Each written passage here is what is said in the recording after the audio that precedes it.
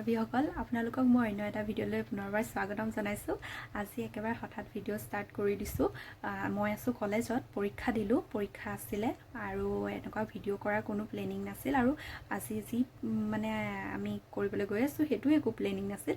তেতিয়াহ'লে কথাটো এতিয়া আপোনালোকক কৈ দিওঁ জানো, অকণমানকৈ কৈ দিওঁ।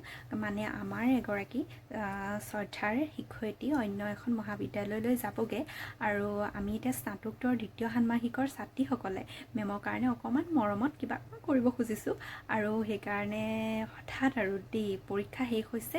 এতিয়া আমি চব মানে নিজৰ নিজৰ কামত লাগি গৈছোঁ। মানে কেইজনমান গৈছে ক'ৰবাত এনেকৈ আৰু ভাগে ভাগে গৈছে। তাৰপিছত আমি কেইজনমান ৰখি আছোঁ মেমক, কাৰণ মেম যদি হঠাৎ গুচি যায় আমাৰ মানে আমি ভাবি থোৱাটো নহ'বই, সেইকাৰণে মেমক ৰখাই থৈছোঁ। তাৰপিছতে সিহঁতে আহি পোৱাৰ পিছত কি হয় আপোনালোকে চাই থাকক। ভিডিঅ'টো হঠাৎ ষ্টাৰ্ট কৰিছোঁ, কি হয় নাজানোগৈ আৰু চাই থাকিব দেই।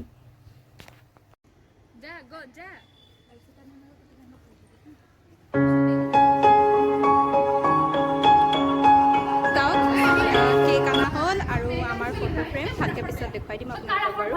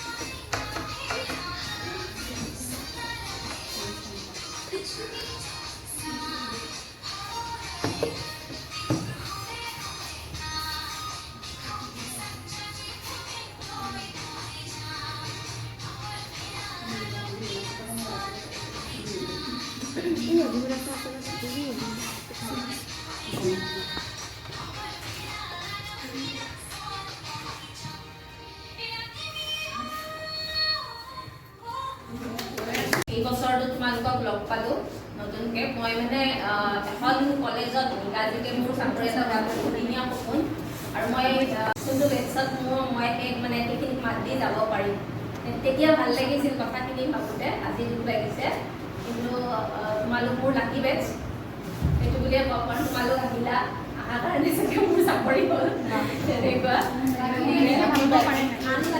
লাকি বেটছ